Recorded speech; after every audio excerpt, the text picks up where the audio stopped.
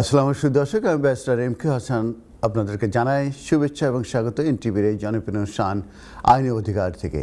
সুধী দর্শক, আইনি অধিকার একটি আইন বিষয়ক পরামর্শমূলক অনুষ্ঠান। এই অনুষ্ঠানটি প্রত্যেক শনিবার দুপুর 12:30টার সময় স্কাই চ্যানেল 780-তে সরাসরি সম্প্রচারিত হয়ে থাকে। স্ক্রিনের উপরে যে নাম্বারটি আপনারা দেখতে পাচ্ছেন সেই নাম্বারে আপনারা আমাদেরকে কল করুন এবং asylum, immigration, lease, PPI, divorce সহ যে কোনো বিষয়ে আপনারা আমাদেরকে প্রশ্ন করতে পারেন। সেই দর্শক, কোশ্চেন করবার সময় একটি বিষয়ে আপনারা সতর্ক থাকবেন, সেটা হচ্ছে যে আপনাদের টিভির ভলিউম মিউট করে নেবেন এবং আমাদের সঙ্গে সরাসরি কথা বলবেন, তাহলে আপনারা আমাকে শুনতে পাবেন এবং আমি আপনাদেরকে শুনতে পাবো। সেই দর্শক, আমার রয়েছে দীর্ঘ 33 ইয়ার্সের এক্সপিরিয়েন্স বাংলাদেশ এবং ইউকে মিলিয়ে, এবং আমার নিজস্ব প্র্যাকটিস আছে এম.কে হাসান সলিসিটার্স। আমি এটা প্রিন্সিপাল, লাস্ট 15 ইয়ার্স ধরে এই প্র্যাকটিস, এবং এটা আমার অফিস হচ্ছে হোয়াইট চ্যাপেলে। এটা হচ্ছে আমার পরিচয়, এবং আমি এনটিভির আইন অধিকারের লাস্ট 15 ইয়ার্স ধরে আমি আপনাদের এই অনুষ্ঠান করছি এবং আপনাদের কল নিচ্ছে এবং আপনাদের প্রশ্নগুলোর উত্তর দিয়ে থাকি, এবং আমি এটা খুব এনজয় করি কমিউনিটির জন্য কাজ করতে পেরে। তো দর্শক, এখন আমি আপডেটে চলে যাব, আর কল আসলে কলগুলো আমি নেব। প্রথম যে আপডেটটা দেব সেটা হচ্ছে যে department for work and pension তারা হেভিলি ক্রিটিসাইজ হচ্ছে, এবং সেই ক্রিটিসাইজ হওয়ার কারণটা হচ্ছে যে তারা একটি ডেটা ক্রিটিসাইজ করছে তাদেরকে। তারা হচ্ছে যে ডেটা এক্সপার্ট এবং পার্লামেন্টারি কমিটিস আছে তারা, এবং এটা করার কারণ হচ্ছে যে তারা এক্সপ্যান্ডেড করেছে যে এন্টি ফ্রড পাওয়ার, তারা মূলত এক্সপ্যান্ডেড করেছে। তার মানে তাদেরকে একটি নতুন ক্ষমতা দেওয়া হয়েছে, সেটা হচ্ছে এন্টি ফ্রড পাওয়ার্স, এবং এই পাওয়ারটা তারা পাওয়ার পর থেকেই তাদেরকে ক্রিটিসাইজ করছে যারা ডেটা এক্সপার্ট আছে এবং পার্লামেন্টারি কমিটিস আছে তারা। এবং এটা তাদেরকে যে দায়িত্বটা মূলত তারা পেয়েছে, যেটা এক্সপ্যান্ডেড এন্টি ফ্রড পাওয়ার যেটা তাদেরকে দেওয়া হয়েছে, সেটা হচ্ছে যে তারা এক্সটেন্সিভ ব্যাংক অ্যাকাউন্ট মনিটরিং করতে পারবে। তার মানে যারা বেনিফিট ক্লেম করছে তাদের যে ব্যাংক অ্যাকাউন্ট আছে সেই অ্যাকাউন্টগুলো ডিডব্লিউপি তারা কিন্তু এটা মনিটরিং করতে পারবে, এবং তারা অটোমেটেড যে ডেটা ম্যাচিং টুলস আছে সেটার মাধ্যমে সেটার মাধ্যমে তারা ব্যাংক অ্যাকাউন্টগুলো মনিটরিং করতে পারবে। এবং এটা ট্রিগার করছে সিভিয়ার কনসার্ন, এবং এটা সিরিয়াস কনসার্ন রেজ করছে, কারণ হচ্ছে যে ফলস পজিটিভস এবং রংফুল ফ্ল্যাগিং হতে পারে। তার মানে এই যে তারা এক্সপ্যান্ডেড যে অ্যান্টি ফ্রড পাওয়ার তারা এক্সারসাইজ করবে, যে বেনিফিট ফ্রড হচ্ছে কিনা, তাদের যে ব্যাংক অ্যাকাউন্ট আছে সেখানে তারা মনিটরিং করতে পারবে। এই জায়গায় যে কিন্তু সেখানে রংলি কিন্তু কিংবা ফলসলি কিন্তু এই ফ্ল্যাগিং করা হতে পারে ইনোসেন্ট যে বেনিফিট ক্লেমেন্ট আছে তাদের প্রতি। এখন আমি বলবো যে এই স্কোপ এবং এক্সপ্যান্ডেড পাওয়ারটা কি আসলে।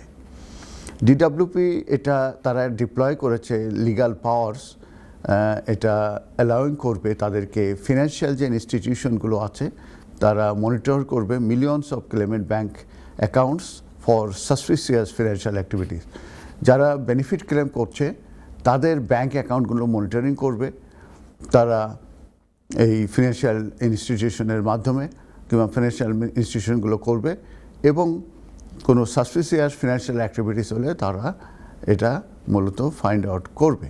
তো DWP is deploying legal powers allowing financial institutions to monitor millions of claimant bank accounts for suspicious financial activities আছে কিনা সেটা মনিটরিং করবে।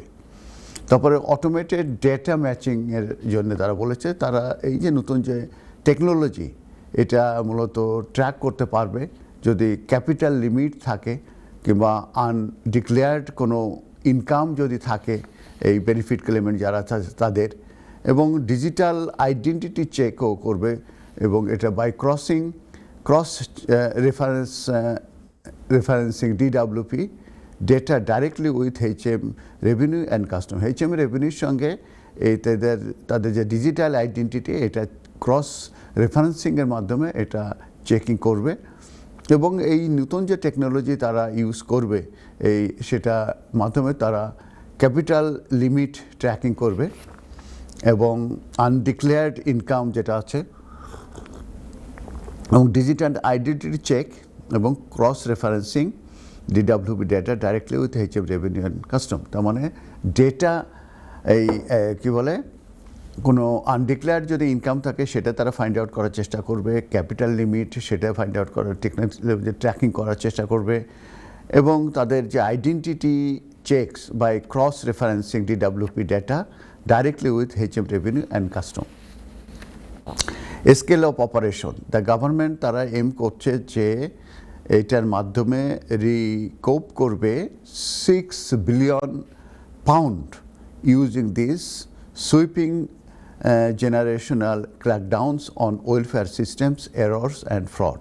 তারা ওয়েলফেয়ার সিস্টেম যে এরর আছে এবং যে ফ্রড আছে এটাকে তারা মূলত রিকপিং করবে এবং রিকপিং করার মাধ্যমে তারা আশা করছে যে 6 বিলিয়ন পাউন্ড তারা মূলত এখান থেকে রিকপিং করতে পারবে। এখন যে কোর কনসার্ন এবং রং ফ্ল্যাগিং রিস্ক এটার মাধ্যমে যে অনেক সময় ইনোসেন্ট যেসব ক্লেমেন্ট আছে সেসব ক্লেমেন্টটা কিন্তু ভিক্টিমাইজ হতে পারে, সেটা নিয়েও আমি একটু আলোচনা করি। সেখানে বলা হচ্ছে যে এখানে হাই রেট হতে পারে ফলস পজিটিভিটি, তার মানে যেসব ক্লেমেন্ট আছে তারা হয়তো ইনোসেন্ট, তারা আদৌ এই ফ্রড অ্যাক্টিভিটিস করছে না, কিন্তু এটার মাধ্যমে কিন্তু ফলস পজিটিভিটি আসতে পারে।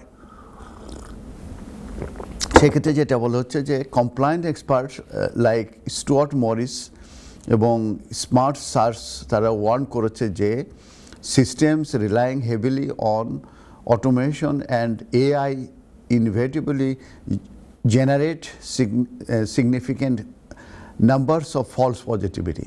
এই যে তারা এটার মাধ্যমে যে করতে গেলে দেখা যাচ্ছে যে অনেক সময় এই ফলসলি পজিটিভিটি হতে পারে, যারা আদৌ এটার সঙ্গে জড়িত না ফ্রডের সঙ্গে তারাও কিন্তু ফলসলি পজিটিভিটি হতে পারে এবং তাদের ফ্ল্যাগিং করতে পারে এবং এক্ষেত্রে স্ট্রেসফুল ফ্রড এবং সেক্ষেত্রে pulling legitimate claimants into successful fraud investigations, সেক্ষেত্রে তাদের বিরুদ্ধে তারা ইনোসেন্ট, তার বিরুদ্ধে ফ্রড ইনভেস্টিগেশন কিন্তু শুরু হয়ে যেতে পারে।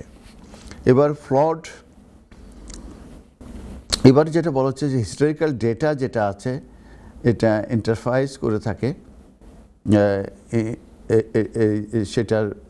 সেটা ফেয়ার করছে যে previous automated system used by DWP wrongly flagged approach 200,000 legitimate claimants. এর আগে কিন্তু ডিডব্লিউপি রংলি প্রায় 200,000 লেজিটিমেট ক্লেমেন্ট যেটা ছিল তাদেরকেও সন্দেহ পোষণ করেছিল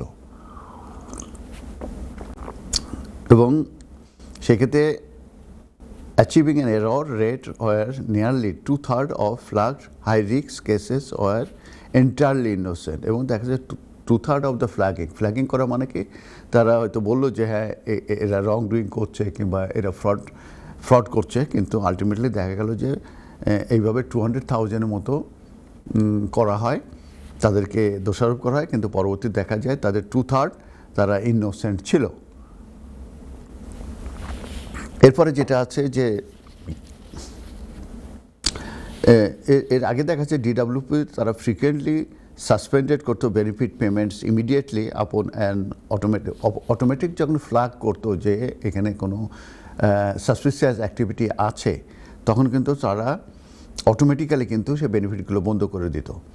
সেখানে কিন্তু routine automatic suspension were paused, সেটা কিন্তু পজড করা হয়েছে ফলোইং সেভার পুশব্যাক, কারণ অনেক সময় এগুলো সঠিক হয়নি।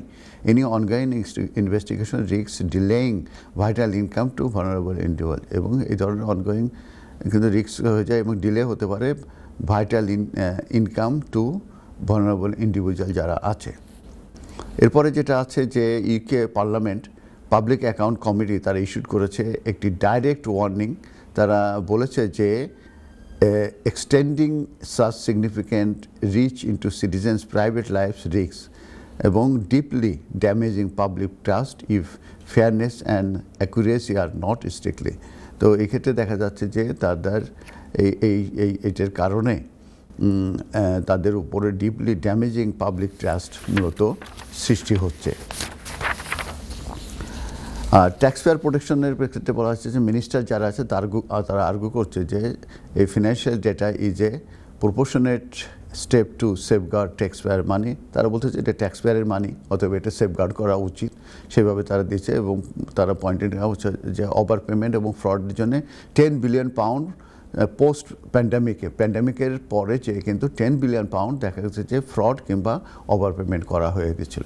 তো এইটাই হচ্ছে যে ডিডব্লিউপি তারা ক্রিটিসাইজ হয়েছে বাই দ্য এক্সপার্ট এবং পার্লামেন্টারি কমিটির দ্বারা, যেটা তাদেরকে একটি অ্যান্টি ফ্রড পাওয়ার যেটা তাদেরকে দেওয়া হচ্ছে সেটা দেওয়ার পরিপ্রেক্ষিতে। নেক্সট যে আমি এটা দেব আপনার আপডেটটা দেবো, সেটা হচ্ছে যে নিউ অ্যাসাইলাম রুলস কিন্তু আপনার ইন্ট্রোডিউস হয়েছে, আপনারা জানেন এটা মার্চ থেকে, 2nd of March থেকে। তো এই যে ইউকে অ্যাসাইলাম সিস্টেম যেটা রিসেন্টলি অনেক চেঞ্জ এসেছে রিসেন্ট ইয়ারে, এবং সেক্ষেত্রে নিউ যে রুলস এবং পলিসিস এটা কিন্তু অ্যাফেক্টেড হবে যে কিভাবে ক্লেম মানে করবে কিংবা এবং সেটা কিভাবে ডিসাইডেড হবে, এবং পিপুল যারা সিকিং প্রোটেকশন তারা কিন্তু এটা ফেস করবে ডিউরিং দ্য প্রসেস, এবং এটা তাদেরকে ডিউরিং দ্য প্রসেস কিন্তু তাদেরকে ফেস করতে হবে। আর ফর অ্যাসাইলাম সিকার্স এবং অ্যাডভাইজার এবং যারা working in the immigration law, এটা তাদের ইম্পর্টেন্ট যে তাদের আন্ডারস্ট্যান্ডিং করা দরকার যে এই যে অ্যাসাইলাম সিস্টেম যে চেঞ্জ হয়েছে এটা কোন ধরনের চেঞ্জ হয়েছে এটা সবারই কিন্তু জানা উচিত। তো এটা হচ্ছে one of the biggest changes যেটা বলা হয়েছে, এবং সেটা ফোকাস করা আছে অন প্রসিজারের উপরে। তো প্রসিজার উপরে কি মূলত চেঞ্জ আসছে এবং কি জানা উচিত সেটা নিয়ে আমি এখন একটু বলবো। সেটা হচ্ছে যারা অ্যাসাইলাম ক্লেম করে থাকে তারা কিন্তু অপটেনলি তাদের কাছে এক্সপেক্টেড করা হবে তাদের কেস এক্সপ্লেইন করার জন্যে ক্লিয়ারলি, এবং সেটা ফ্রম দ্য স্টার্ট থেকে শুরু করে, এবং এভিডেন্স কিন্তু তাদেরকে আর্লি দেওয়ার কথা বলা হয়েছে, এবং ফলো দ্য প্রসেস ক্লোজলি, এবং এই প্রসেসটা ক্লোজলি ফলো করার কথা বলা হয়েছে। তার ভিতরে আছে তাদেরকে এক্সপ্লেন করতে হবে। কল আছে, হ্যালো কলার, সালাম আলাইকুম। ওয়ালাইকুম আসসালাম কলার, জি বলুন। আমার একটা কোয়েশ্চন ছিল। জি বলুন। যে আমার ফ্রেন্ড একজন আর কি, ওনার স্পাউস বিষয় আসছে, উনি আর কি যে 2.5 বছরের সময় ওনার হাজবেন্ড PIP পান, আবার পেনশনার, তো উনি ফিওবার দিয়ে আর কি অ্যাপ্লাই করছেন। এখন মানে ফিওবার মানে মার্চের 5 মার্চ আর কি 5 তারিখে অ্যাপ্লাই করছে ফিওবার দিয়ে, তো এখনো পর্যন্ত কিছু জানায় নাই। তো কতদিন লাগে ফিওবারের ডিসিশন পেতে, বা ও আর কি খুব ওয়ারি করতেছে যে ফিওবারের অ্যাপ্লিকেশন প্রথম হচ্ছে যে আপনারা অ্যাপ্লিকেশনগুলো আপনাদের ভিসা শেষ হওয়ার 28 ডেজের ভিতরে করবেন, এটাই কিন্তু আশা করে। তো যখন আপনারা অ্যাপ্লিকেশনটা করবেন, করার পরে অ্যাটলিস্ট 1 থেকে 1.5 মাস পরে যে তারা একটা রিকুইজিশন পাঠায়। রিকুইজিশন মানে হচ্ছে তারা একটা ইমেল করে এবং তারা বলে যে আরও কোনো অ্যাকাউন্ট আছে কি না।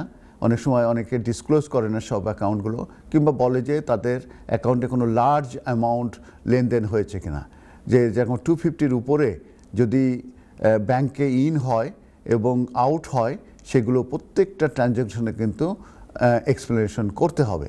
তো এটাই আপনি যেটা জানতে চাচ্ছে 1 থেকে 1.5 মাসের ভিতরে এটা চাইবে। চাওয়ার পরে আপনারা এইটার আনসার দিবেন, আনসার দেওয়ার পরে হয়তো আর 15 ডেজ কিংবা 1 মাসের ভিতরে, অতএব অলটুগেদার 2 to 3 মান্থসের ভিতরে একটি ফিওবারের অ্যাপ্লিকেশনটা ডিসিশন হয়ে থাকে। এখন ফিওবারের অ্যাপ্লিকেশনের ব্যাপারে আরেকটু আমি আপনাদেরকে জানিয়ে দিই। এটার কিন্তু সাকসেস হতে গেলে 3টা টেস্ট আছে, সেই 3টা টেস্ট কিন্তু আপনাদেরকে স্যাটিসফাই করতে হবে। তার মানে আপনাদের ফিওবার অ্যাপ্লিকেশনটা হোম অফিসের যে কেস ওয়ার্কার ডিল করবে তাকে প্রথমে দেখতে হবে যে অ্যাফোর্ডেবিলিটি যে টেস্টটা আছে এইটা। অ্যাফোর্ডেবিলিটি টেস্টটা কি? অ্যাফোর্ডেবিলিটি হচ্ছে যে আপনি কী পরিমাণ ইনকাম করছেন এবং কী পরিমাণ আপনার আউটগোয়িং হয়ে যাচ্ছে, এবং পরে যে কি আপনার কাছে কোনো ব্যালেন্স থাকছে কিনা, কোনো লার্জ, এটা একটা। এবং এখানে আরেকটা জিনিস দেখবে যে কোনো লার্জ অ্যামাউন্ট 250-র উপরে আউটগোয়িং ইনকামিং যেটাই হবে এটা কিন্তু আপনাকে এক্সপ্লেন করতে হবে। সেকেন্ড যেটা হচ্ছে best interest of the children, আপনাদের কোনো চিলড্রেন থাকে এবং সেই ক্ষেত্রে যে ফি ওয়েভার যদি না দেওয়া হয় সেটার ক্ষেত্রে যদি কোনো বাচ্চা থাকে, বাচ্চাদের উপরে যদি অ্যাফেক্ট করে সেই টেস্টটা কিন্তু তাদেরকে দেখতে হবে, কনসিডারেশনে নিতে হবে। এটা 2009-এর যে ইমিগ্রেশন অ্যাক্ট আছে সেটাতে এটা বলে দেওয়া আছে। আর থার্ড যেটা সেটা হচ্ছে যে আপনার যদি কোনো মেডিকেল কন্ডিশন থাকে সেই সংক্রান্ত ডকুমেন্ট কিন্তু আপনি দিয়ে দেবেন, এটাও কিন্তু তাদেরকে কনসিডারেশনে নিতে হবে। অর্থাৎ ফি ওয়েভার প্রথম হচ্ছে আপনাদের ভিসা এক্সপায়ার হওয়ার উইদিন 28 ডেজের ভিতরে অ্যাপ্লিকেশনটা করবেন। সেকেন্ড হচ্ছে যে আপনার ব্যাংক স্টেটমেন্টের যতগুলো ব্যাংক অ্যাকাউন্ট আছে সেগুলোর, সেটা আপনার ওয়াইফের হোক, আপনার হোক কিংবা আপনার হাজব্যান্ডের হোক, সেম হাউসহোল্ডের যতগুলো ব্যাংক অ্যাকাউন্ট আছে 6 মান্থ করে ব্যাংকের স্টেটমেন্টগুলো আপনারা আপলোড করে পাঠিয়ে দেবেন। প্লাস লার্জ অ্যামাউন্ট থাকলে সেগুলোরও 250-র উপরে এগুলো কিন্তু আপনারা এক্সপ্লেনেশন করে দেবেন। এটা খেয়াল রাখবেন। এবং আপনার যদি মেডিকেল কন্ডিশন থাকে সেটা জানাবেন, বাচ্চা থাকলে বাচ্চার ডিটেলস দিবেন এবং অ্যাফোর্ডেবিলিটি, আপনার পে স্লিপ এবং আপনি কত ইনকাম করেন, কত ইনকাম আসে, এইগুলো কিন্তু আপনি খেয়াল রাখবেন যে ডকুমেন্টগুলো দিলে তারা কিন্তু এটা একটু দ্রুত আপনার কিন্তু ডিসিশন আসবে। অর্থাৎ আপনি ধরে নেন 2 to 3 মান্থস একটি ফি ওয়েভার অ্যাপ্লিকেশন আপনার ডিসিশন আসতে সময় লাগবে। একটা জিনিস মনে রাখবেন যে আপনার যদি রিফিউজ হয় তাহলে কিন্তু আপনাকে একটা লিমিটেড টাইম দেওয়া হবে 7 ওয়ার্কিং ডেজ, এর ভিতরে কিন্তু আপনাকে আপনার যে কোনো অ্যাপ্লিকেশন করলে কিন্তু আপনার 3C লিভটা কিন্তু কন্টিনিউ করবে। আর যদি আপনি ওই টাইমের ভিতরে না করেন তাহলে কিন্তু আপনার 3C লিভটা থাকবে না। আর আরেকটা হচ্ছে যে যদি রিফিউজ হয়ে যায় তাহলে কিন্তু আপনাকে ওই যে টাইম দেবে এই টাইমের ভিতরে আপনি অ্যাপ্লিকেশন করবেন। আর যদি সাকসেসফুল হয় আপনাকে একটা কোড দেওয়া হবে, কোড দিয়ে আপনি যে মেন অ্যাপ্লিকেশন করবেন সেই অ্যাপ্লিকেশনটা আপনি ওই 7 ওয়ার্কিং ডেজের ভিতরে করে দেবেন। অতএব এই বিষয়গুলো কিন্তু আপনারা মনে রাখবেন যখন আপনারা ফি ওয়েভার অ্যাপ্লিকেশন করবেন। আপনাকে অনেক অনেক ধন্যবাদ। আশা করি আপনার প্রশ্নের উত্তর পেয়েছেন। আপনি শুধু সময় জানতে চেয়েছিলেন, কিন্তু আমি সেখানে কিন্তু অনেক প্রশ্নেরই উত্তর দিয়ে দিলাম। কিভাবে অ্যাপ্লিকেশনটা করতে হবে, কী কী ডকুমেন্ট দিতে হবে, তারপরে আপনার লার্জ অ্যামাউন্ট থাকলে আপনি কি করবেন, সব বিষয়গুলো কিন্তু আমি আপনাদেরকে জানিয়ে দিলাম। যদি কলার থাকে, বোধহয় কল আছে, আমি কল নিই। আপনি টিভি দেখছেন? হ্যালো আপা, হ্যালো ব্রাদার, আপনি টিভি দেখেন না প্লিজ? হ্যালো ব্রাদার, টিভিটার মিউট করে দেন, দিয়ে আমাদের সঙ্গে কথা বলুন ডাইরেক্টলি। হ্যালো, আসসালামু আলাইকুম। ওয়ালাইকুম আসসালাম ওয়া রাহমাতুল্লাহ ওয়া বারাকাতুহু। জি জি আমি শুনতে পাচ্ছি, বলুন আপু বলুন। হ্যাঁ আমি শুনতে পাই। হ্যাঁ বলুন, আমি শুনতে পাই।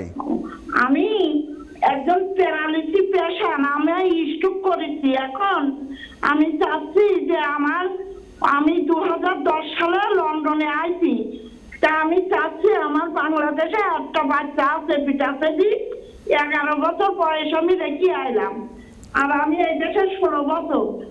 এখন আমার বাচ্চাটা আমি এই দেশে আনতে চাচ্ছি। আমি তো বিমান জার্নি করতেও পারি না, আমি দেশে যাইতেও পারছি না। তা আমার এই ডাক্তারের রিপোর্ট দেখাইছে আমার বাচ্চাটা এনে দিতে পারবেন? এই প্রশ্ন আমার। জি জি জি বলুন। জি আপা, এখন এটা আপনি বোধহয় লিমিটেড লিভ টু রিমেনে আছেন, সম্ভবত 10 ইয়ার্স রুট টু সেটেলমেন্টে আছেন। তো লিমিটেড লিভ টু রিমেনে থাকলে সেক্ষেত্রে কিন্তু আপনার এই বাচ্চাদের আনার ব্যাপারে কিন্তু বেশ রেস্ট্রিকশন আছে। দ্যাট মিনস এটা ইমিগ্রেশন ল অনুযায়ী কিন্তু আপনাকে সাপোর্ট করে না। কিন্তু আউটসাইড ইমিগ্রেশন রুলস, যেটা আপনার article 8 of the European Convention on Human Rights, যেটা রাইট টু প্রাইভেট আর ফ্যামিলি লাইফ আছে, এটির বেসিসে কিন্তু আপনার বাচ্চার জন্য আপনি অ্যাপ্লিকেশন করতে পারেন। যদিও এই ধরনের কেসগুলো ভেরি ডিফিকাল্ট, তারপরে আপনি করতে পারেন। এই একটা অপশন আপনার জন্য আছে।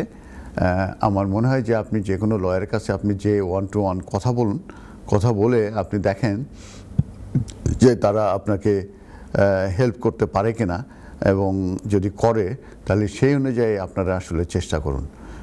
এই ছাড়া আমরা আসলে তেমন অ্যাডভাইস দেওয়ার কিছু নাই। আমি রিয়েলি সরি যে আপনি স্ট্রোক করেছেন এবং আপনি বেড রিটেন হয়ে গেছেন এবং আপনার একটি বাচ্চা বাংলাদেশে আছে এবং তাকে আপনি দীর্ঘদিন দেখেন না, 16 বছর পর্যন্ত হয়ে গেল, তারপরে বাচ্চাটি আসতেও পারছে না। তো সব দিক থেকে আপনি আসলে বেশ সমস্যায় আছেন। এর জন্যে আমার রিয়েলি আপনার প্রতি এমপ্যাথি সিম্প্যাথি আছে এবং আমি দোয়া করি যে কোনোভাবেই হোক আপনার বাচ্চাকে নিয়ে আসতে পারেন এবং আপনার বাচ্চাটা আপনার সঙ্গে এসে রিইউনিয়ন করতে পারেন। তো এই ধরনের সিচুয়েশনে কিন্তু অনেকেই আছেন যারা এই 10 years রুট টু সেটেলমেন্টে আছেন, তারা কিন্তু তাদের ডিপেন্ডেন্ট আনতে পারে না, কিংবা স্পাউস আনতে পারে না, কিংবা হাজব্যান্ড আনতে পারে না। এটা কিন্তু ভেরি ডিফিকাল্ট। এক্ষেত্রে কিন্তু ইমিগ্রেশন রুলস খুবই সাইলেন্ট এবং সেটা আমি মনে করি যে সেটা ঠিক হয়নি। আমি কল নিয়েছিলাম এবং বেশ কিছু আপডেট দিচ্ছিলাম। কল যখনই আমি পাবো কল নিয়ে নেব, আর কল না থাকলে ফাঁকে ফাঁকে আমি ইম্পর্টেন্ট আপডেট দেব। যারা এই মুহূর্তে এই অনুষ্ঠানটি দেখছেন, আপনারা ফেসবুকে সরাসরি দেখতে পাচ্ছেন এবং স্কাই 780-তে দেখতে পাচ্ছেন, এবং পরবর্তীতে আপনারা যারা দেখবেন তারা কিন্তু ইউটিউব এবং ফেসবুকে দেখতে পারবেন। যারা এই মুহূর্তে হয়তো বাইরে আছেন কিংবা কোথাও বেড়াতে গিয়েছেন, দেখতে পাচ্ছেন না, অতএব ফেসবুক, ইউটিউব এটা সরাসরি সম্প্রচারিত হচ্ছে এবং পরবর্তীতে আপনারা সেখান থেকে দেখে নিতে পারবেন।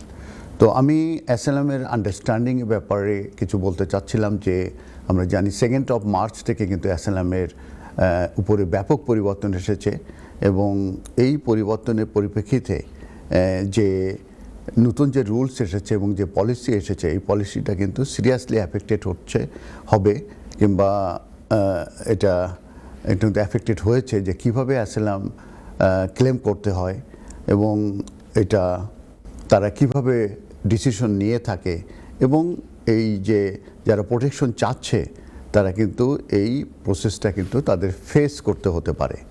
এবং সেই কারণে যারা অ্যাডভাইজার আছেন, যারা সলিসিটার আছেন, যারা ইমিগ্রেশন ল নিয়ে কাজ করেন, তাদের কিন্তু এটা কিন্তু ইম্পর্টেন্ট টু আন্ডারস্ট্যান্ড যে কী চেঞ্জগুলো প্র্যাকটিসে এসেছে। প্রথম যে চেঞ্জের কথা আমি বলবো সেটা হচ্ছে যে প্রসিজারের উপরে তারা কিন্তু ফোকাস করতে যাচ্ছে। এটা কিন্তু একটা বিগেস্ট একটা চেঞ্জ, যে এই কিভাবে প্রসিজারের উপরে ফোকাস করা হবে কিংবা হচ্ছে।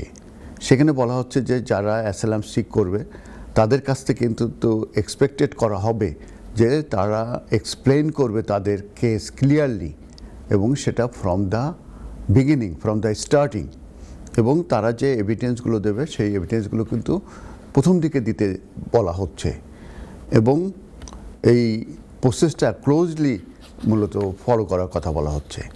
তো তারা যেটা বলছে যে তাদেরকে এক্সপ্লেইন করতে হবে যে কেন তাদের প্রোটেকশন প্রয়োজন রয়েছে, এটা অ্যাজ সুন অ্যাজ পসিবল তাদেরকে বলা উচিত। অতএব অ্যাসাইলাম যদি কেউ সিক করে তাদেরকে যত দ্রুত সম্ভব অ্যাসাইলাম সিক করা, ডিলে করা উচিত না।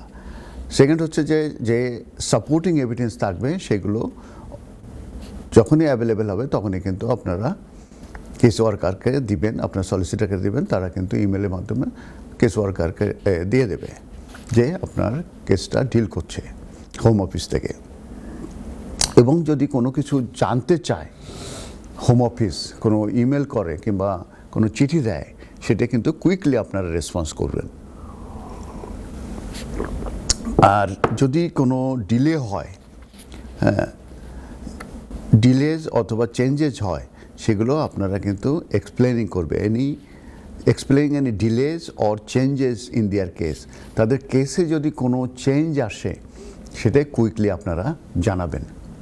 এটা কিন্তু প্রসিজার যেটা আছে সেটার উপরে যে চেঞ্জটা, এটা একটা বিগেস্ট চেঞ্জ, যে কিভাবে এই ফোকাস করা হবে প্রসিজারের উপরে।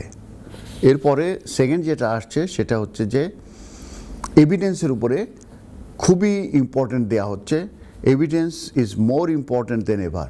আগে এত ইম্পর্টেন্ট দেওয়া হচ্ছে না এভিডেন্সের উপরে, এখন কিন্তু এভিডেন্সের উপরে এখন কিন্তু ইম্পর্টেন্স দেওয়া হচ্ছে, খুবই ইম্পর্টেন্স দেওয়া হচ্ছে এই নতুন চেঞ্জের পরে। তো এখানে মেজর চেঞ্জ যেটা সেটা হচ্ছে যে ফোকাস করা হচ্ছে অন এভিডেন্স। তো এই ক্ষেত্রে ডিসিশন মেকার তারা কিন্তু ক্লোজলি তারা কিন্তু দেখবে যে কোনো পার্সনের যে অ্যাকাউন্ট আছে এটা কনসিস্টেন্ট কিনা এবং সাপোর্টেড বাই এভিডেন্স কিনা। প্রথম দেখবে যে তারা এটা কনসিস্টেন্ট কিনা, সেকেন্ড যেটা দেখবে এটা সাপোর্টেড বাই দ্য এভিডেন্স কিনা। অতএব এক্ষেত্রে আপনারা একটা পার্সোনাল স্টেটমেন্ট করতে পারেন, উইটনেস স্টেটমেন্ট নিতে পারেন, মেডিকেল এভিডেন্স দিতে পারেন, কান্ট্রি রিপোর্টস দিতে পারেন, এক্সপার্ট রিপোর্টস দিতে পারে যদি প্রয়োজন হয়, এবং তাদেরকে ক্লিয়ার এবং কনসিস্টেন্ট এভিডেন্স। এটা কিন্তু বিগ ডিফারেন্স হতে পারে ইন এনি অ্যাসাইলাম কেস। এটা কিন্তু বিগ ডিফারেন্স কিন্তু তাদের জন্য হতে পারে। অতএব এই ক্ষেত্রে যে প্রসিজারাল যে ফোকাস এবং এভিডেন্সের উপর ফোকাস, এই দুটা বিষয় বলা হয়েছে। এই দুটা বিষয়ে আপনাদের জানা উচিত। যারা অ্যাসাইলাম সিক করবেন তারা, তাদের যে লয়ার আছে তাদেরকেও এটা জানা উচিত। অতএব অ্যাসাইলামের উপরে রিসেন্টলি অনেক চেঞ্জ এসেছে। সেই চেঞ্জের পলিসি এবং যে নতুন রুলস এসেছে সেটা কিন্তু সিরিয়াসলি অ্যাফেক্টেড করছে অ্যাসাইলাম ক্লেমের উপরে, যে কীভাবে এটা অ্যাসাইলাম ক্লেম করতে হবে, কীভাবে এটা ডিসিশন নিতে হবে, এবং এটা যারা অ্যাসাইলাম সিক করছে, প্রোটেকশন সিক করছে, তারা এটা ফেস করবে ডিউরিং দ্য প্রসেস। এবং তাদেরকে এখন মোর ফোকাস অন প্রসিজার উপরে তাদেরকে মোর ফোকাস করতে হবে, এক্সপ্লেন করতে হবে যে তারা কেন অ্যাসাইলাম সিক করছে, প্রোটেকশন কেন চাচ্ছে, এবং এটা কিন্তু অ্যাজ সুন অ্যাজ পসিবলের কথা বলা হয়েছে। সাপোর্টিং এভিডেন্সের কথা বলা হয়েছে যখন অ্যাভেলেবেল হবে। তারপরে কোনো কিছু জানতে চাইলে হোম অফিস থেকে সেটা কুইকলি রেসপন্স করার কথা বলা হয়েছে। এবং যদি কোনো চেঞ্জ আসে কিংবা any delays or changes in their case, এটা কিন্তু এক্সপ্লেন করার কথা বলা হয়েছে। এরপরে যেটা আসছে এভিডেন্সের উপরে ফোকাসের কথা বলা হয়েছে। এটা এই যাবৎকালের সবথেকে বেশি ফোকাস করা হচ্ছে, ইম্পর্টেন্স দেওয়া হচ্ছে এভিডেন্সের উপরে। সেটা বলা হয়েছে ডিসিশন মেকার তারা ক্লোজলি দেখবে যে পার্সনের যে অ্যাকাউন্ট আছে এটা কনসিস্টেন্ট কিনা এবং এটা সাপোর্টেড বাই এভিডেন্স কিনা।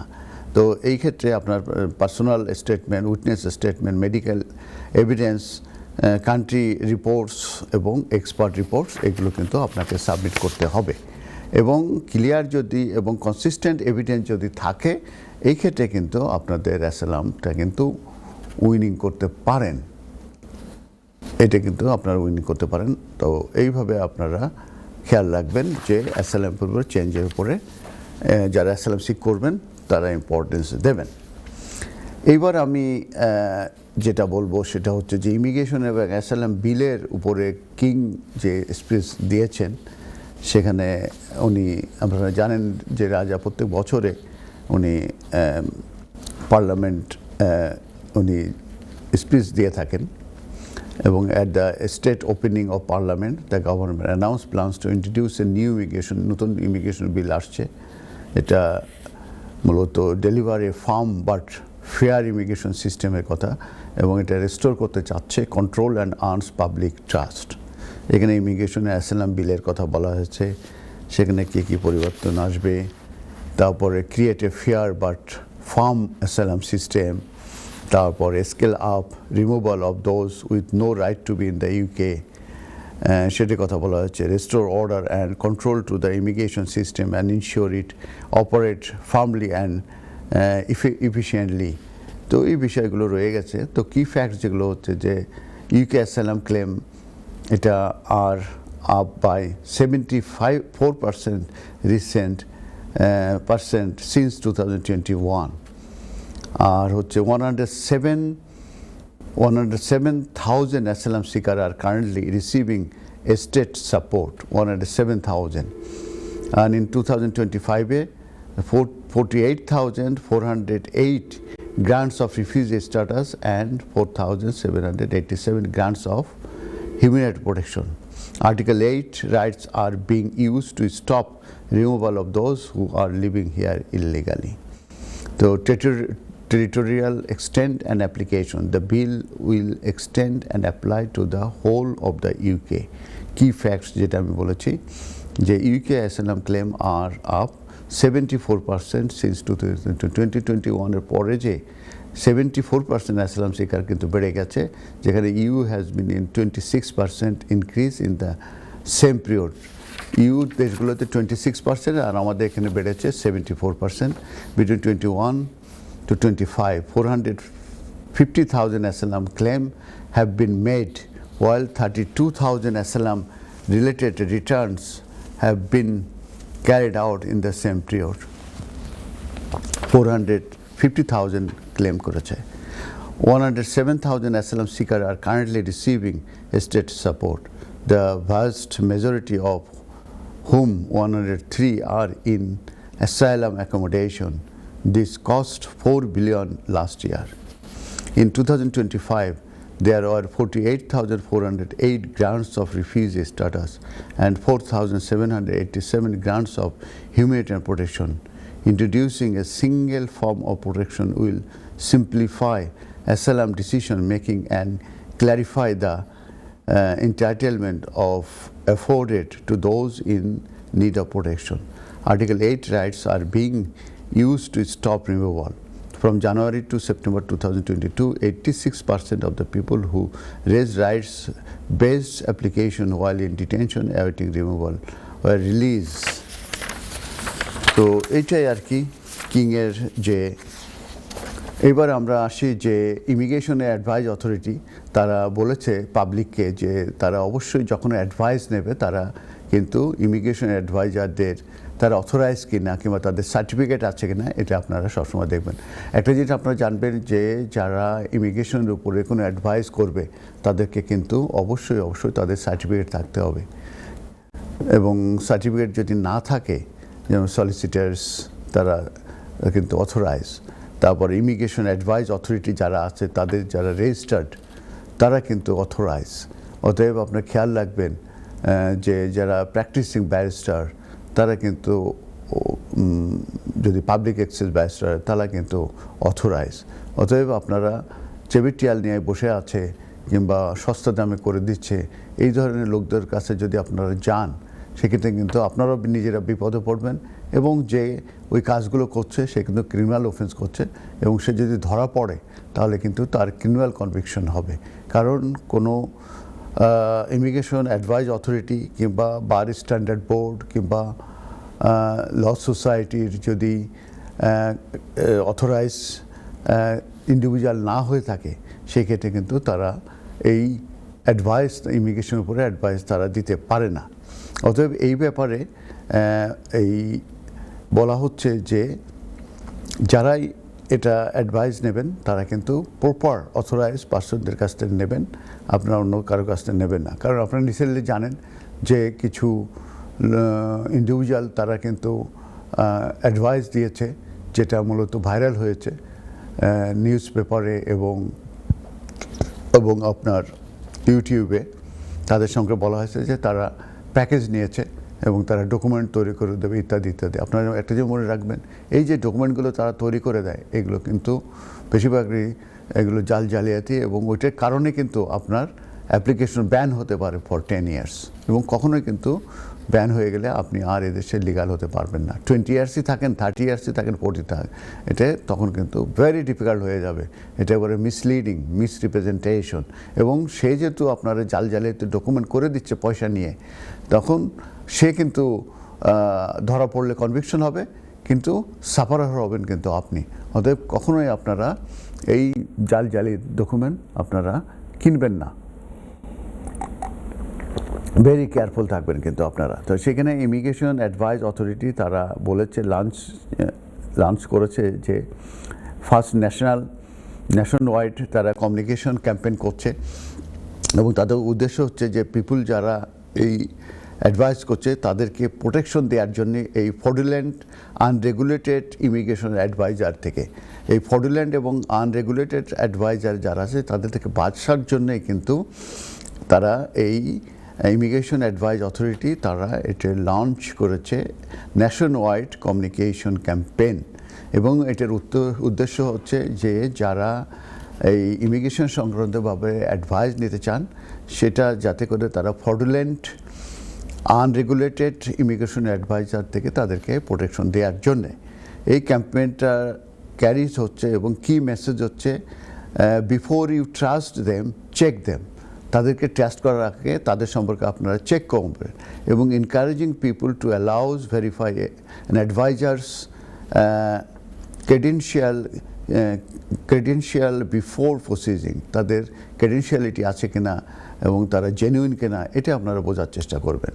অ্যান্ড ইউ ক্যান চেক, অর্থাৎ আপনারা কিন্তু এই ইমিগ্রেশন অ্যাডভাইস অথরিটি যেটা আছে রেজিস্টার, এই পোর্টাল যে ইমিগ্রেশন যে অ্যাডভাইস অথরিটি আছে .gov.uk অ্যাডভাইজার রেজিস্টার, এখানে যেয়ে আপনারা কিন্তু এটা দেখতে পাবেন।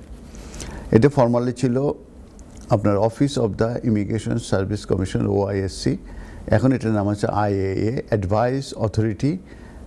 এটা sets and enforce professional standards for immigration advisors and takes action against those operating illegal or providing substandard advice. এটা সাবস্ট্যান্ডার্ড হচ্ছে, এরা যেহেতু এদের কোয়ালিফিকেশন নাই, এদের ট্রেনিং নাই, এরা কিন্তু আপনাকে সাবস্ট্যান্ডার্ড অ্যাডভাইস দিচ্ছে, তাদের থেকে আপনারা বাঁচবেন।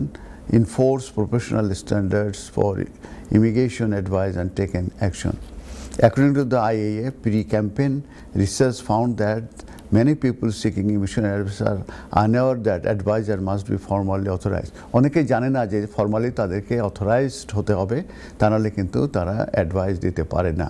This lack of awareness can lead individuals to use unregulated advisors, leaving them vulnerable to scams and poor quality advice. That poor quality advice may have serious consequences for their immigration cases. The IAA যে guidance আছে সেখানে বলা হয়েছে on becoming a regulated immigration advisor explain this is criminal offense. এখানে criminal অফেন্সের কথা আমি উল্লেখ করেছি। In the UK to provide immigration advice or services unless the provider is regulated by the IAA and otherwise authorized under the Immigration Asylum Act 1919. Legal professional don't need to register with the IAA to provide immigration advice if they are member of provided professional bodies recognized under the legislation. These include the General Council of the Bar, যেটাকে bar council বলেছি, law society of England ও ওয়েলসের কথা বলেছি, chartered institute of legal এক্সিকিউটিভের কথা বলা হয়েছে, ফ্যাকাল্টি অফ অ্যাডভোকেটসের কথা বলা হয়েছে, law society of Scotland, general council of the bar of Northern Ireland and law society of Northern Ireland. Karen Ice White, Director of the Service Delivery of the Immigration Advice Authority, recently Immigration Advice, তারা বলেছেন যে এই ব্যাপারে আরও সচেতন করা দরকার। এটা ভেরি সিম্পল যে এ level 1 advisor can give basic on-off application within the immigration rules. Call আছে, হ্যালো কলার, সালাম আলাইকুম। হ্যালো কলার, সালাম আলাইকুম। আসসালামু আলাইকুম। ওয়ালাইকুম সালাম। জি, আপনার কোশ্চেনটা কি বলুন ভাইয়া। জি, আমার কোশ্চেন ছিল স্কিল ওয়ার্কার ভিসা নিয়ে। রিসেন্টলি যারা স্কিল ওয়ার্কারে সুইচ হয়েছে, ফর এক্সাম্পল এই ইয়ারের মার্চ থেকে, ওদের ILR রাউটের ইয়েটা মানে কতদিন স্কিল ওয়ার্কার ভিসার আন্ডারে থাকতে হবে, এটা যদি একটু ক্লিয়ারলি বলতেন। এই ব্যাপারে বলতে গেলে আমার একটু বড় করে বলতে হবে। তো একজন কোশ্চেন করেছিলেন যে কল, আচ্ছা কল নিয়ে নিই, তারপরে আমরা ওই কলারের। হ্যালো কলার, সালাম আলাইকুম। আসসালামু আলাইকুম। জি, ভালো আছেন?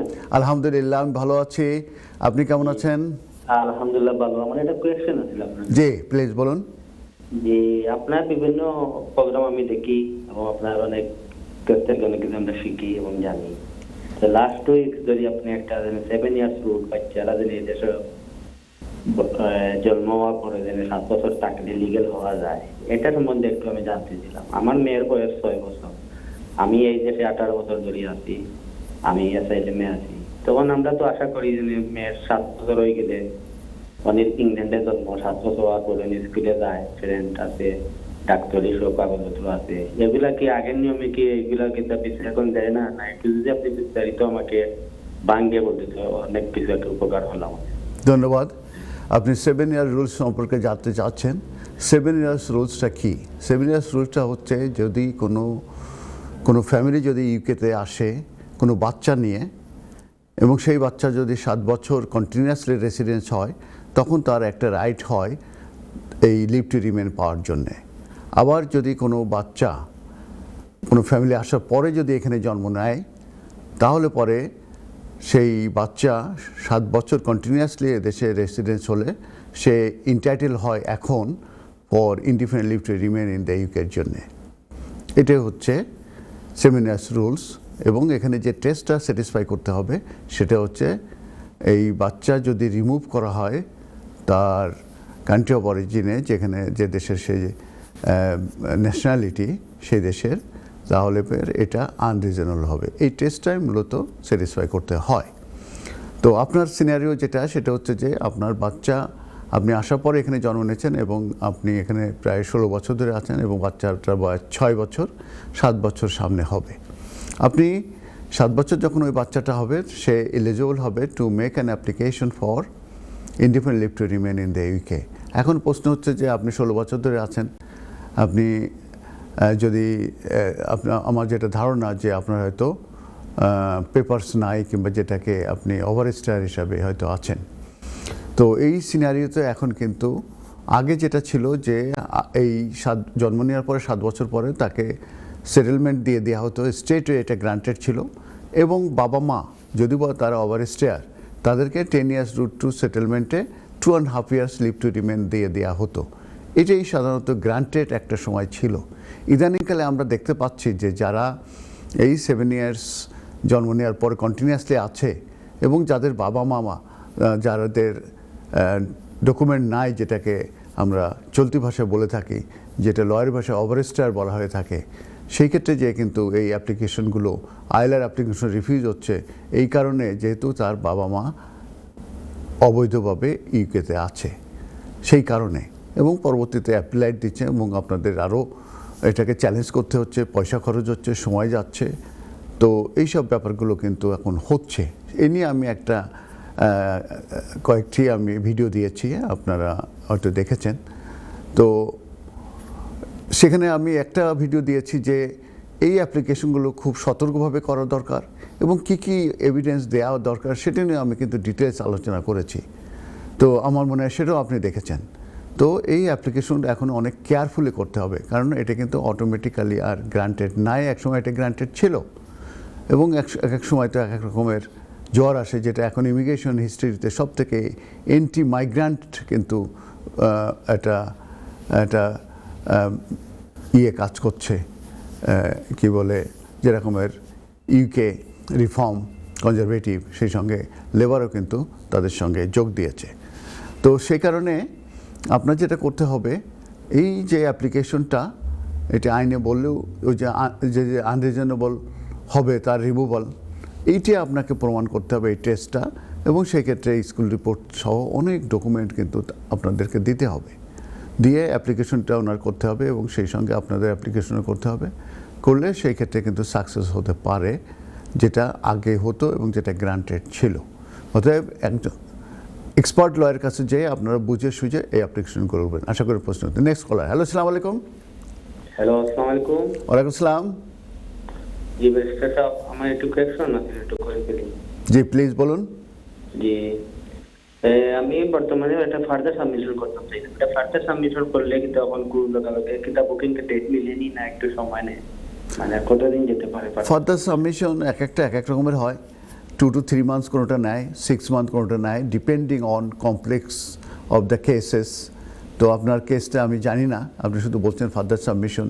মানে আমি করবো কি নতুনভাবে বুক নিতে হইলে কতদিনের ভিতরে তারা এটা বুক দেয়, এটা জানতে চাচ্ছি। এখন আপনি ওদেরকে ফোন দিতে হবে, লিভারপুলে ফার্দার সাবমিশন ডিপার্টমেন্টে ফোন দেওয়ার পরে আপনার কিন্তু ওই আপনার তখন ওরা একটা অ্যাপয়েন্টমেন্ট দেবে। আর আগে যেটা ছিল যে আপনি বাই পোস্টেও পাঠাতে পারতেন, সেটাও সম্ভব। এখন তো এটা না, এখন আপনার সরাসরি যাওয়া লাগে। জি, তো এখন ওদের যাওয়াটা ওরা কম্পালসারি করে ফেলেছে। অতএব আপনাদের ওখানে ফোন দেন, ফোনে অনেক সময় পাওয়া মুশকিল হয়ে যায়। কন্টিনিউয়াসলি ফোন দিয়ে আপনি অ্যাপয়েন্টমেন্ট দেন এবং আপনার যে ফার্দার সাবমিশন, এটা জাস্ট কোনো টেমপ্লেট ইউজ করে গতানুগতিক করলে হবে না, এর সাপোর্টে এভিডেন্স দিতে হবে যদি অ্যাসাইলামের হয়, এভিডেন্স দিতে হবে কিংবা অন্য কিছুই হয়, এভিডেন্স দিতে হবে। এবং আমি এই অনুষ্ঠানে প্রথমে বলেছি অ্যাসাইলাম কিন্তু চেঞ্জ হয়ে গেছে এবং অনেক কঠিন হয়ে গেছে, এবং সেই ক্ষেত্রে তারা বলছে যে এভিডেন্স, কনসিস্টেন্সি এগুলো না হলে কিন্তু অ্যাসাইলাম আর এখন কিন্তু সাকসেস হবে না। শুধু অ্যাসাইলাম মেরে দিলেই, কেস মারলেই কিন্তু আর হবে না। ওরা কনসিস্টেন্সি দেখবে এবং আপনার ক্লেম যেটা আছে সেটা সাপোর্টে এভিডেন্স দেখে তারপরে কিন্তু আপনার ওরা দেখবে। আর ফার্দার সাবমিশন কিন্তু ভেরি ভেরি ডিফিকাল্ট। এটা কিন্তু মানে পিস অফ কেক না, কেকের মতো না, সহজ না। ফার্দার সাবমিশন এটা গ্রান্ট করানো কিংবা এটা গ্রান্ট হওয়া অনেক ভালো করে এটা লেখালেখি করতে হয়, এভিডেন্স লাগে, দিয়ে তারপরে আপনি ছাড়লে হয়তো এটা অ্যাকসেপ্ট হতে পারে। তা নাহলে কিন্তু যদি উইক এভিডেন্স হয় এবং জাস্ট সময় বাইং করার জন্য যদি করে থাকেন তাহলে কিন্তু 3 থেকে 6 মাসের ভিতরে ডিসিশন দিয়ে দেবে। অতএব আপনি ফোন দেন, আপনি এটা একটা ভালো লয়ারের কাছে যেয়ে সুন্দর করে প্রিপেয়ার করে তারপরে আপনি অ্যাপয়েন্টমেন্ট নিয়ে যান। ধন্যবাদ আপনাকে। আমি যে যদি কলার না থাকে, আমি একটা কল আমি ব্রেকের আগে পেয়েছিলাম যে এই যে উনি রিসেন্টলি স্কিল ওয়ার্কারে সুইচ করেছেন এবং উনি জানতে চাচ্ছেন যে ওনার জন্য 5 ইয়ার্স হবে নাকি 10 ইয়ার্স পরে উনি আইএলআর পাবেন। তো এটার ব্যাপারে আমি বলি যে আর্ন সেটেলমেন্ট যেটা হোম অফিস এবং গভর্নমেন্ট ইন্ট্রোডিউস করতে চাচ্ছে সেটা হচ্ছে যে qualifying period for settlement from 5 years to 10 years করতে চাচ্ছে। 10 ইয়ার্স হচ্ছে বেস লাইন। অনেক ক্ষেত্রে অনেক ইনকাম হলে সেটা 3 ইয়ার্সের হতে পারে, 5 ইয়ার্স হতে পারে। আবার যদি কেউ বেনিফিট 12 মান্থের কম নেয় তারা 15 ইয়ার্স, বেনিফিট যদি 12 মান্থের বেশি নেয় 20 ইয়ার্স। আবার তাদের কিন্তু 1 বছর অ্যাটলিস্ট 12,500 পাউন্ড কিন্তু তাদের ইনকাম থাকতে হবে এটা পেতে গেলে। আর অ্যাসাইলাম সিকারদের কিন্তু অলরেডি চেঞ্জ হয়ে গেছে, তাদের কিন্তু এটা চেঞ্জ হয়ে 20 ইয়ার্সে চলে গেছে।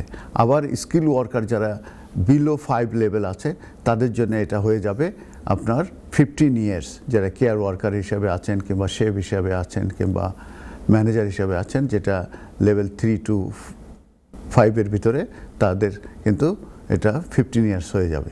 তো এইটা কিন্তু এখনও হয় নাই, এটা মূলত কনসালটেশন হয়ে গেছে। এই কনসালটেশনটা শেষ হয়েছে ফেব্রুয়ারি 12 ফেব্রুয়ারিতে, এবং এটা এপ্রিলে ডিসিশন নেওয়ার কথা ছিল, তারা নিতে পারে নাই।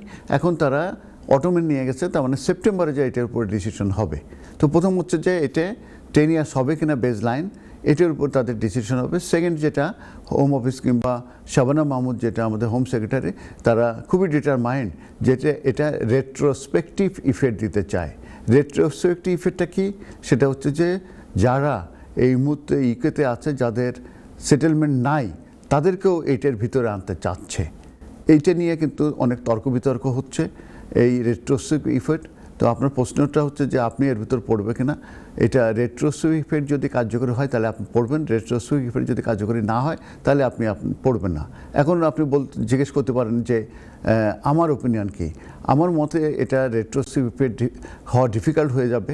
ইভেন এই যে 10 ইয়ার্স বেসলাইন, এই চেঞ্জটাও আমার মনে হয়েছে যে অনেক ডিফিকাল্ট, কারণ এমপিরা এটা চাচ্ছে না, তারপরে অনেক চ্যারিটি অর্গানাইজেশন তারা চাচ্ছে না, এবং এটির উপর অ্যাসেস করে দেখা গেছে যে বাচ্চাদের উপরে সিরিয়াসলি নেগেটিভলি ইম্প্যাক্ট করবে। কিভাবে ইম্প্যাক্ট করবে? এই যে বারবার তারা এক্সটেনশন নেবে, এখানে মানে অনেক ফিস লাগবে তাদের।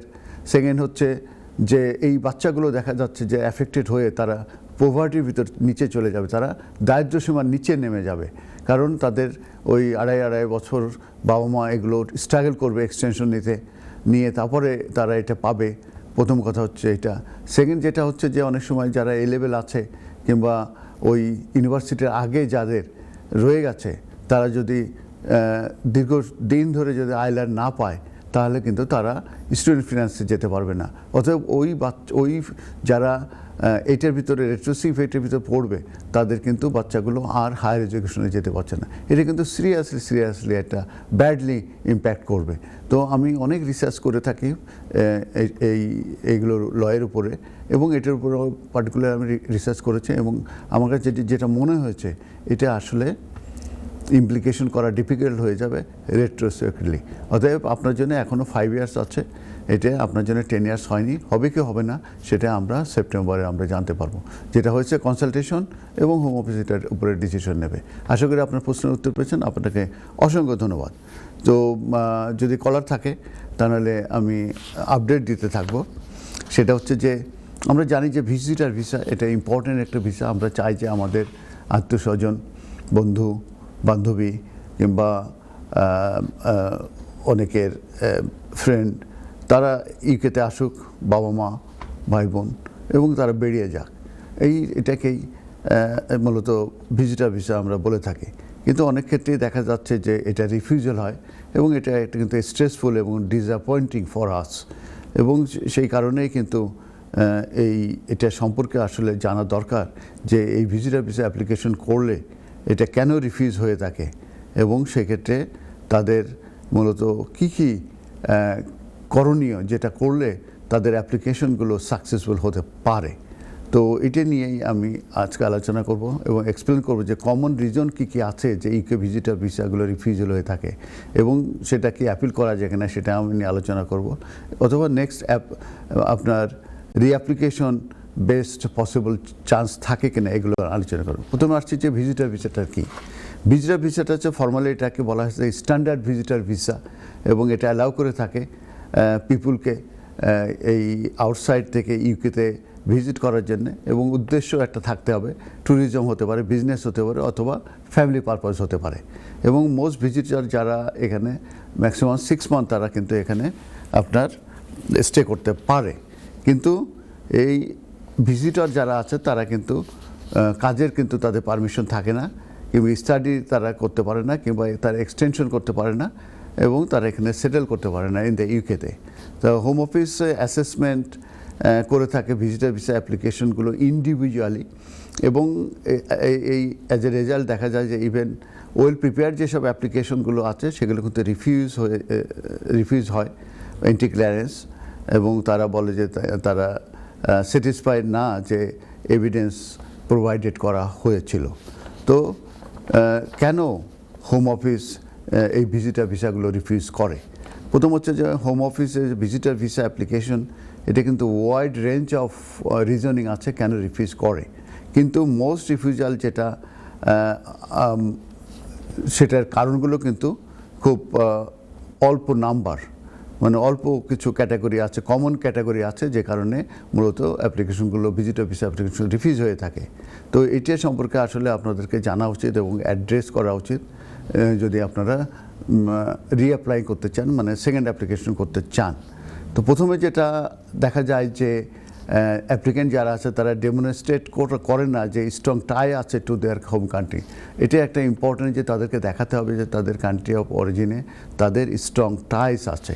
তো এই যে মোস্ট কমন রিজন যেটা যে ভিজিটার অ্যাপ্লিকেশন রিফিউজ হয় যে তাদের স্ট্রং টাইস নাই তাদের কান্ট্রি অফ অরিজিনে, তখন হোম অফিসকে কিন্তু মাস্ট স্যাটিসফাই হতে হবে যে তারা এই ইউকেতে আসার পরে তারা ইউকে ছেড়ে চলে যাবে at the end of their visitor visa, এবং যে কারণে তাদেরকে ডেমনস্ট্রেট করার দরকার স্ট্রং রিজন যে তারা রিটার্ন করবে তাদের হোম কান্ট্রিতে। সেক্ষেত্রে এই টাইজ যেটা এটা যদি কেউ প্রমাণ করতে চায় তাদেরকে যে এভিডেন্সগুলো দিতে হবে কিংবা যে দিকে ফোকাস করতে হবে সেগুলো হচ্ছে full time employment or business তাদের হোম কান্ট্রিতে, তাদের ডিপেন্ডেন্ট ফ্যামিলি মেম্বার্স হোম কান্ট্রিতে, প্রপার্টি ওনারশিপ আছে কিনা, লং টার্ম টেনেন্সি আছে কিনা, অনগোয়িং এডুকেশন অর স্টাডিজ আছে কিনা কান্ট্রি অফ অরিজিনে, এবং financial commitments in their home country. Financial কমিটমেন্টে কিন্তু ভেরি ভেরি ইম্পর্টেন্ট।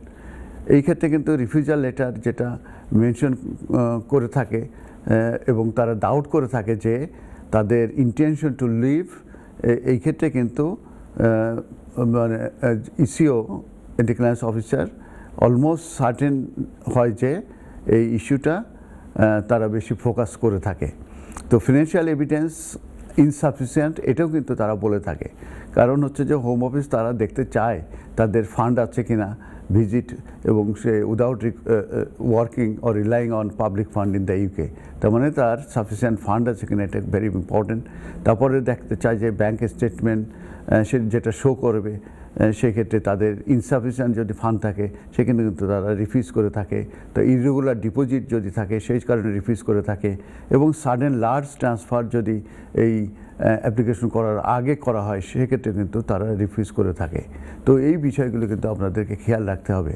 আর কমন ফিনান্সিয়াল ইস্যু যেগুলো আছে তারা সাধারণত বলে থাকে declaration officer not enough money to cover accommodation and living cost, তাদের এনাফ মানি নাই তাদের ব্যাংকে, এবং ব্যাংকের স্টেটমেন্ট সেক্ষেত্রে লার্জ আনএক্সপ্লেইনড ডিপোজিট কিন্তু অনেক সময় থাকে জাস্ট এই অ্যাপ্লাই করার আগে। তারপরে ইনকনসিস্টেন্সি এই যদি থাকে বিটুইন ইনকাম এবং ব্যাংক ব্যালেন্সের মধ্যে, এবং যদি কোনো পে স্লিপ না থাকে, এমপ্লয়মেন্ট এভিডেন্স না থাকে সাপোর্ট স্টেটেড ইনকাম, যে কারণে আপনাদেরটা অবশ্যই 6 মান্থের জন্য ব্যাংকের স্টেটমেন্ট আপনারা সাবমিট করবেন অ্যাজ এ সাপোর্টিভ এভিডেন্স হিসাবে। অনেক সময় দেখা যায় যে কোনো অ্যাপ্লিকেশনে যদি কোনো এরর কিংবা ইনকনসিস্টেন্সি থাকে সেই কারণে কিন্তু অ্যাপ্লিকেশনগুলো রিফিউজ হয়ে যায়। Even small inconsistency between your application form and your submitted documents can trigger refusal. মানে আপনি যে এভিডেন্সগুলো দিচ্ছেন সেটার এবং অ্যাপ্লিকেশনে যে ইনফরমেশন দিচ্ছেন এর ভিতরে যদি আপনার ইনকনসিস্টেন্সি থাকে সেক্ষেত্রে কিন্তু এটা রিফিউজ হবে। এবং এক্সাম্পল হিসাবে আমি বলবো যে আপনি যদি বলে থাকেন যে ট্রাভেল ডেটস একটা অ্যাপ্লিকেশন আর সেটা যদি ম্যাচ না করে আপনার ফ্লাইট বুকিংয়ের সঙ্গে, সেখানে কিন্তু অ্যাপ্লিকেশনটা রিফিউজ হতে পারে, এবং ইসিও কিন্তু কোশ্চেন করতে পারে reliability of your application overall. এছাড়াও কিন্তু ইনকমপ্লিট অ্যাপ্লিকেশন ফর্ম যদি হয় এবং কোনো ম্যান্ডেটারি ডকুমেন্ট কিংবা ইনফরমেশন যদি মিসিং হয় সে কিন্তু স্টেট ফর যে অ্যাপ্লিকেশন কিন্তু রিফিউজ হতে পারে। ইমিগ্রেশন হিস্ট্রি একটি ভেরি ইম্পর্টেন্ট এবং কনসার্ন। হোম অফিস তারা রিভিউ করবে যে ফুল ইমিগ্রেশন হিস্ট্রি যখন অ্যাসেস করবে ভিজিটর ভিসা অ্যাপ্লিকেশন, এটা প্রিভিয়াসলি আগে রিফিউজ হয়েছিল কিনা, ওভারস্টেয়ার হিসেবে ছিল কিনা, ভিসা ব্রিচ হয়েছে কিনা, আর আদার কান্ট্রি সিগনিফিকেন্টলি অ্যাফেক্ট করবে এই অ্যাপ্লিকেশনগুলো। প্রিভিয়াস রিফিউজাল কিন্তু অটোমেটিক্যালি কিন্তু নতুন অ্যাপ্লিকেশন কিন্তু অ্যাফেক্ট করে না। The previous refusal does not automatically mean the Home Office will refuse the next application. মানে প্রিভিয়াস অ্যাপ্লিকেশনের কারণে হোম অফিস অটোমেটিক্যালি কিন্তু সেকেন্ড অ্যাপ্লিকেশনটা রিফিউজ করবে এমন কিন্তু না, কিন্তু সেই অ্যাড্রেসিং করা উচিত যে অরিজিনাল যে রিফিউজাল আছে সেটা রিজনিং ক্লিয়ারলি দিতে হবে ইন দ্য রিঅ্যাপ্লিকেশন ইজ এসেনশিয়াল। কেন কারণে রিফিউজ হচ্ছে সেই রিফিউজালের যে সেগুলো কিন্তু অ্যাড্রেস করা উচিত।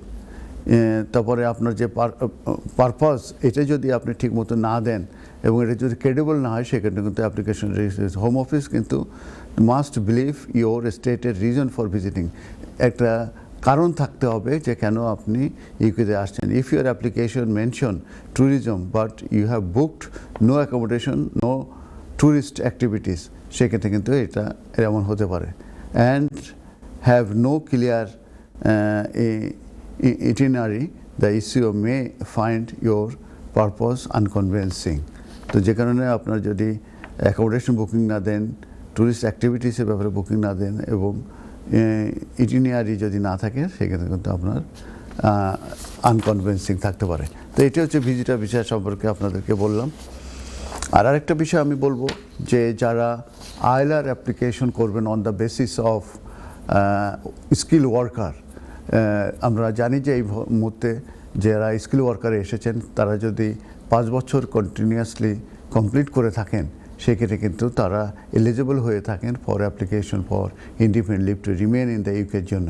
তো এই অ্যাপ্লিকেশনের ক্ষেত্রে একটা জিনিস কিন্তু সবসময় কনফিউশনে যা থাকে যে এটা কি ভিসা যখন ইস্যু হয়েছে ভ্যালিড ফ্রম যে ডেটটা প্রিন্টেড থাকে অন ভাইনেট যে স্টিকার থাকে, ভাইনেট বলা হয় এটাকে, আবার এটাকে স্টিকার ইন ইউর পাসপোর্ট থাকে সেইখান থেকে নাকি ডেট অফ অ্যারাইভেল থেকে, এটা কিন্তু ভেরি ইম্পর্টেন্ট। এই কোশ্চেনটা কিন্তু সবসময় স্কিল ওয়ার্কাররা আমাকে প্রশ্ন করে থাকে, আমি আজকে টিভির মাধ্যমে আপনাদের জানাই দিচ্ছি। সেটা হচ্ছে যে স্কিল ওয়ার্কার যেটা ইনডিপেন্ডেন্ট লিভ টু রিমেন, যেটা 5 ইয়ার্স কন্টিনিউয়াস রেসিডেন্ট, এটা কিন্তু পিরিয়ড টিপিক্যালি কিন্তু এটা স্টার্ট হয়ে থাকে from the valid from date printed on your visa vignette যেটাকে the sticker in your passport, এখানে কিন্তু not the date you arrive, আপনি যেখানে যেদিন এসেছেন সেখান থেকে কিন্তু এটা কাউন্ট হবে না, এটা কিন্তু ভ্যালিড ফ্রম যে ডেটটা থাকে সেখান থেকে, আপনার যে পাসপোর্ট স্টিকার থেকে সেখান থেকে এইটা কিন্তু অ্যাপ্লাই করে থাকে। If applied for your visa, এটা কিন্তু আউটসাইড থেকে যদি আপনি করেন তখন। তো এই যে valid from date, even if you arrive later due to travel deal, আপনার ট্রাভেল ডিলের জন্য আপনার ভিসা দেওয়া হলো, আপনি যদি পরেও আসেন, হোম অফিস কিন্তু কাউন্ট করবে time between the visa issue date and arrival as part of your 5 years period. আর gap before arrival, the time between your visa valid from date and your actual arrival date counts as absent, ওই সময়টা absent হিসাবে মূলত count হবে, যে কারণে valid from যে ডেটটা থাকে সেখান থেকে এটা কাউন্ট হবে। আর 28 ডে রুল যেটা আছে, আপনি কিন্তু অ্যাপ্লাই করতে পারেন for ILR 28 days before completing the full 5 years। আর সুইচিং যদি ইনসাইড হয়ে থাকে সেক্ষেত্রে কিন্তু আইনটা একটু ডিফারেন্ট, সেক্ষেত্রে বলা হচ্ছে যে if you switch to a skill worker visa while already inside the UK, the 5 years start from the date your new visa was approve. তো এই হচ্ছে একটা ইম্পর্টেন্ট আপডেট, অনেকগুলো আপডেট দিলাম, কল নিলাম, খুবই ভালো লেগেছে। আপনারা অনুষ্ঠানটা দেখেন, আমি এটা করে খুবই এনজয় করি। আমরা প্রত্যেক শনিবার 5:30টার সময় আসি।